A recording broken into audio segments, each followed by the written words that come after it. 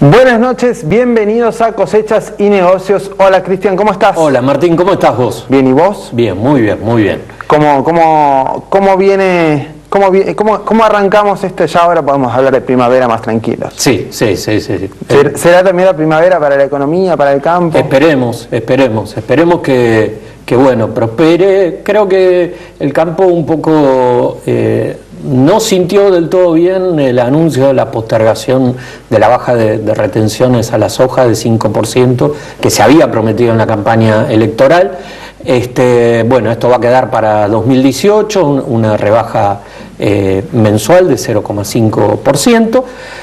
Los productores de todas maneras esperan una buena campaña en maíz, ¿no? Que esto es lo más interesante también, que se está empezando a volver al esquema de rotaciones con trigo y maíz, así que esto para el agro es interesante, es un cambio de perspectiva bastante bueno, lo mismo que con girasol. Es revertir un poco lo que venía pasando en la década de la soja. Claro, exacto, y sobre todo cuando se eliminaron las trabas al comercio de trigo y de maíz. Ya ahora los productores van a tener más posibilidades de digamos, planificar su negocio agrícola, ¿no? Bueno, ahora hay otras herramientas, así que me parece que, bueno, hoy justamente podemos hablar con nuestro invitado sobre un elemento clave para planificar el trabajo agrícola. Estamos con Nicolás Merener. Nicolás es director de la Escuela de Negocios de la Universidad de Itela, es profesor, es investigador y se ha especializado específicamente en commodities como trigo y maíz. Bueno, su investigación es muy extensa, vamos a abordar algunos aspectos nada más. Primero, buenas noches, ¿cómo estás, Nicolás? ¿Qué tal? Hola, Nicolás, gracias. ¿Cómo estás? Muy bien, gracias por la invitación. No, por nada. Bueno, Cristian un poco te hablaba, ¿no?, de las mejores perspectivas locales en algunos, por lo menos de parte de los productores. Desde tu investigación o de lo que estás investigando vos, ¿cómo ves esa evolución? Son buenas noticias, claramente la apuesta que el gobierno está haciendo hacia el sector, la normalización del comercio de maíz, de trigo, la pujanza de la soja, la posibilidad de una rotación más natural, y esto se inscribe en un contexto de precios globales de soja y maíz razonables, donde entonces la actividad agropecuaria local opera en yo te diría que es como algo así como un nuevo equilibrio de precios de agro moderados en comparación con lo que fueron los precios muy altos entre el 2006 y 2014. O sea, no más el superciclo, pero tampoco la depresión de, teóricamente, la menor demanda de China. No, exactamente. El contexto es, tuvimos precios muy altos por una serie de factores. Este superciclo fue la demanda asiática y una producción un poco retraída en su intensidad. En agro, en soja, en maíz, pero también en mineral de hierro y en petróleo, en todos los commodities. Altos precios llevan naturalmente, luego de varios años, a incentivar a mayor producción. Eso fue lo que sucedió. En petróleo, por ejemplo, en petróleo no convencional, Estados Unidos aumentó su producción brutalmente. En mineral de hierro, algo parecido, nuevas minas en Australia y Brasil.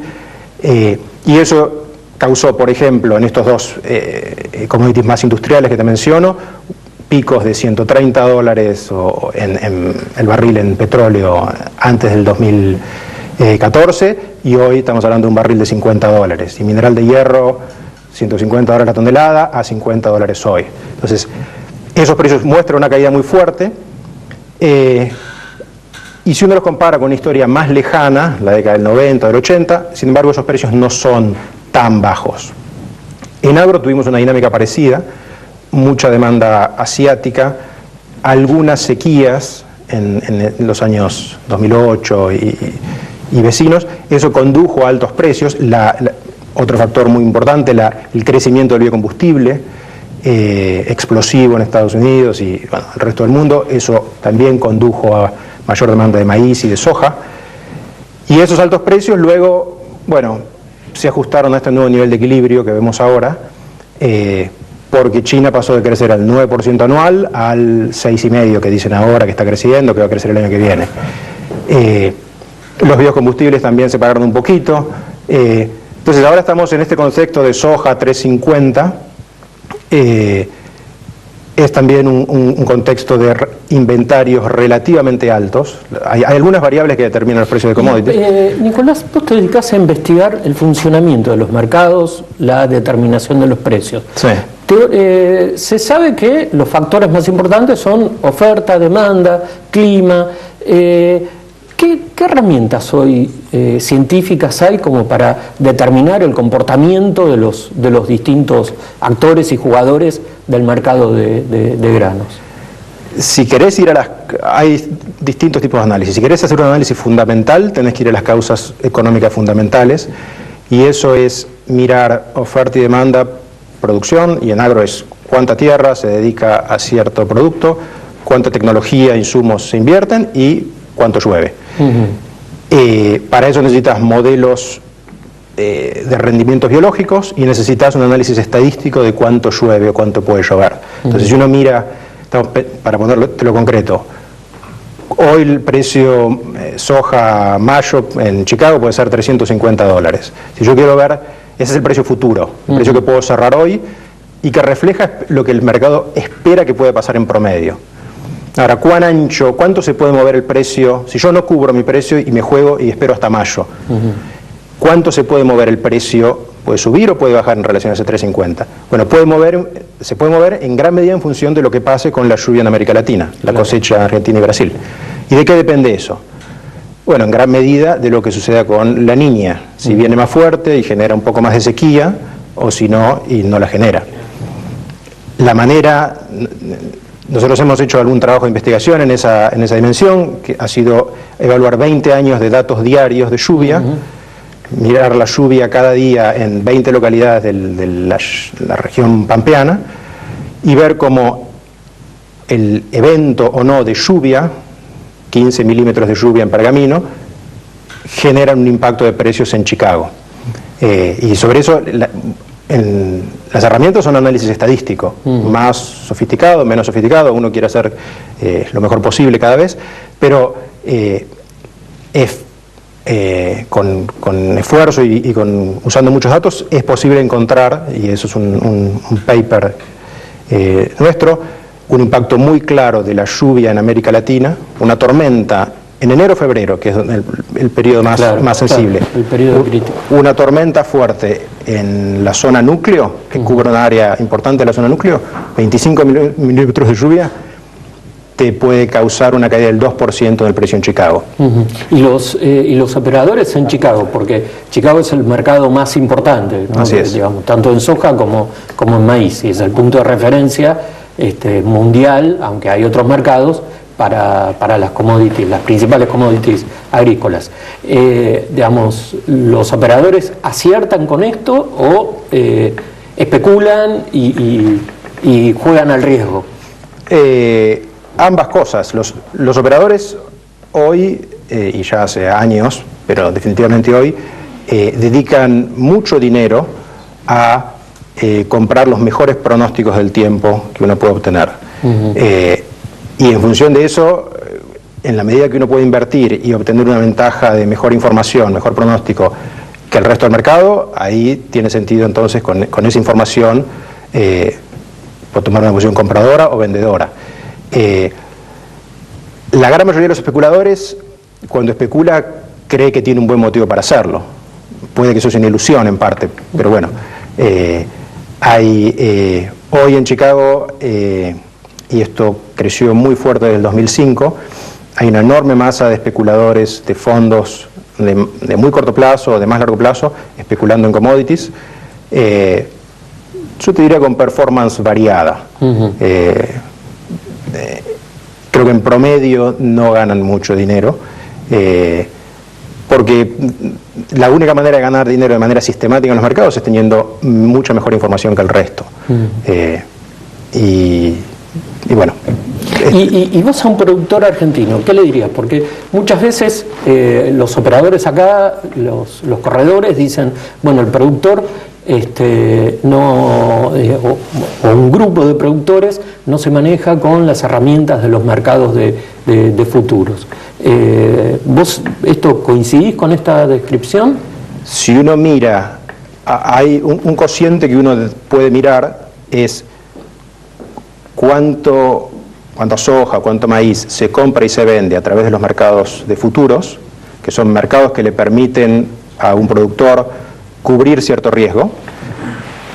Uno puede mirar el cociente entre cuántas toneladas se compran y se venden en futuros contra el tamaño de la producción física real. En Estados Unidos ese cociente es muy grande, o mucho más grande que lo que es en Argentina. Entonces, efectivamente, en Argentina hay, posiblemente por motivos históricos, hay muy poco uso de cobertura en derivados, y yo creo que es una muy buena idea cubrirse al menos una parte de la producción. Pues uno puede querer jugar más o menos. Nicolás, vamos a hacer una pausa muy breve y ya seguimos entrevistándote porque quedan un montón de cuestiones para abordar. Vamos a una pausa y ya volvemos.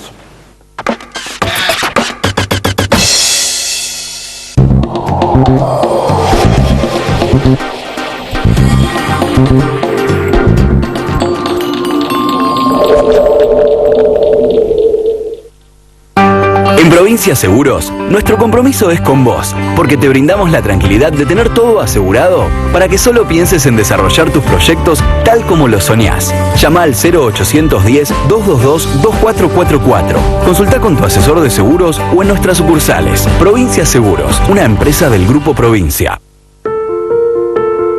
¿Pensaste alguna vez en todo lo que nos da la Tierra? La Tierra tira, la Tierra llama. Tu tierra tiene la huella de lo que sos. Profértil, vida para nuestra tierra. Aleja la rama negra y al suyo colorado.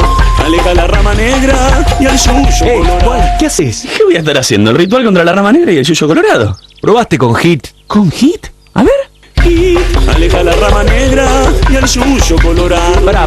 Pará con los rituales y aplica HIT. HIT controla más de 20 malezas difíciles de hoja ancha gracias a su excelente poder de quemado y a su versatilidad de uso. BASF. We create chemistry. Con Agrofina, sembrás tranquilo. La línea de herbicidas más completa para tu campo. Agrofina, tecnologías para producir más y mejor. Es posible que tu aporte para cuidar el agua sea una gota en el océano, pero sin tu aporte, al océano le faltaría una gota. Es un mensaje de AISA. ¿En semillas de soja y tratamiento de semillas? Bayer. ¿En herbicidas, insecticidas y fungicidas? Bayer. ¿En servicios y financiación? Bayer. Todo en soja. La propuesta más completa para aumentar el rendimiento de tu soja. Si es Bayer, es bueno. Vamos a desconectar, a cafetear, a pedalear. Vamos a morfar, a enamorar. Vamos a disfrutar la ciudad. Buenos Aires Ciudad. Vamos, Buenos Aires. Asegúrate contra granizo en La Segunda, donde lo primero sos vos. Grupo Asegurador La Segunda. Utilizamos 7.000 toneladas de asfalto para acondicionar las calles. Trabajamos en la repavimentación de Diagonal 74. Estamos reconstruyendo las vías de acceso al cementerio. La Plata, ciudad en movimiento. Lo dejaría todo porque me dejaras. El fútbol, mis amigos, el mete gol. Después de todo estás rompiendo nuestros lazos y dejas de este lado solo este calzón. Lo dejaría todo porque me dejaras.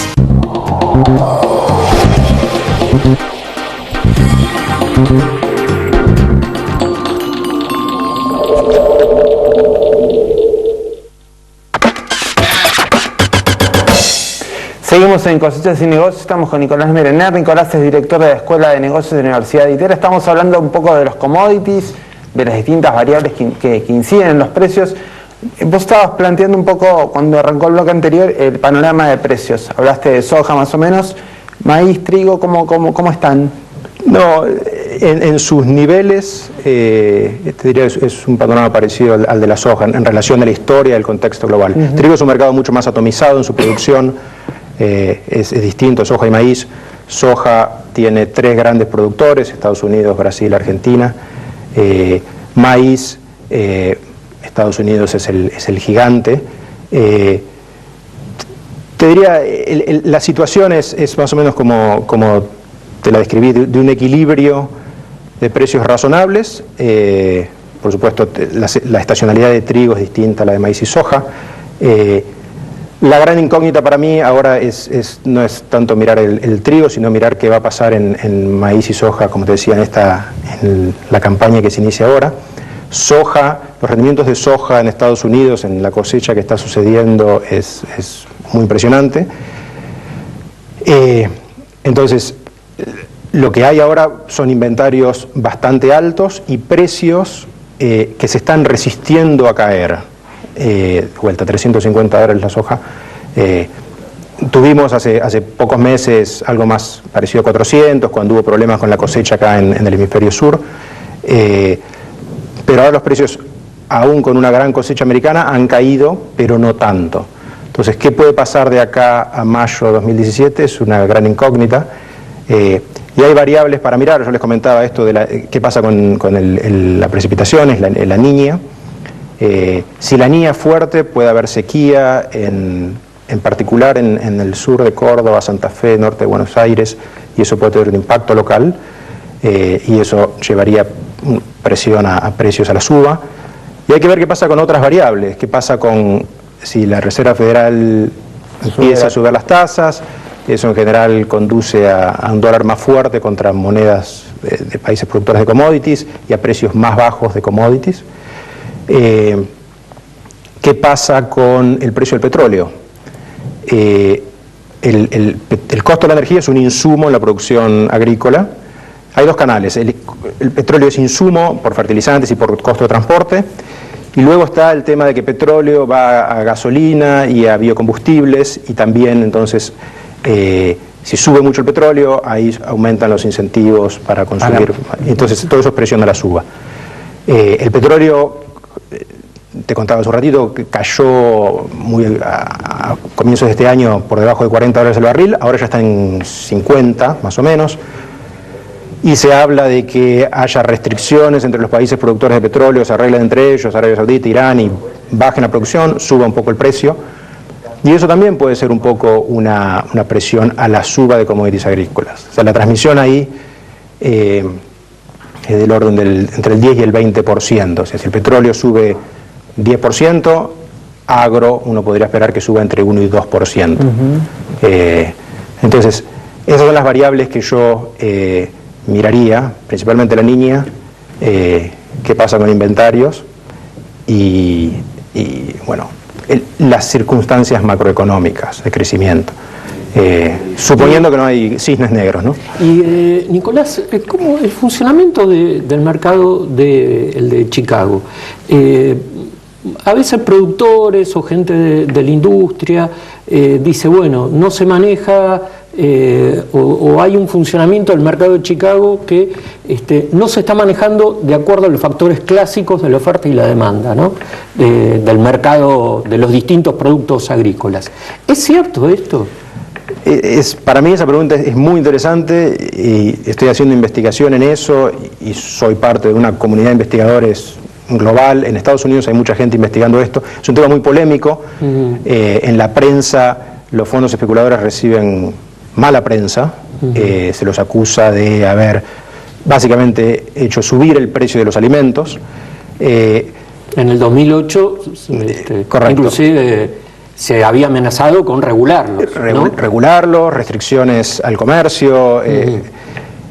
La evidencia empírica que yo obtengo, esto es un trabajo en colaboración con un coautor en Estados Unidos, que es consistente con muchos artículos, la grandísima mayoría de los artículos académicos que hacen análisis estadísticos de esto, es que los fondos especuladores en el muy corto plazo, un día, unas horas, pueden generarte un poco de volatilidad, o de excesiva volatilidad en los precios de los commodities. Pero si la soja sube $50 o cae $100 o sube $100, ahí los fondos de especuladores van a cambiar mucho sus posiciones, van a comprar más o vender más, pero no son los fondos especuladores que están causando el cambio de precios, sino que los fondos especuladores responden a los cambios en precios. Acompañan, claro, y no son los sujetos que lo provocan. Claro. Así es. Ven o sea, lo que nosotros vemos es que, concretamente, en un escenario de sequía empeorando en el Midwest, cerca de Chicago, zona núcleo de soja y maíz en Estados Unidos, empeora una sequía y los precios van a subir naturalmente, los productores van a querer vender para fijar precio y los especuladores van a comprar porque tienen que estar del otro lado. Los precios suben, los productores venden, los especuladores compran. Y es cierto entonces que los especuladores compran cuando los precios suben, pero eso no quiere decir que los especuladores estén causando esa suba, claro, de precios.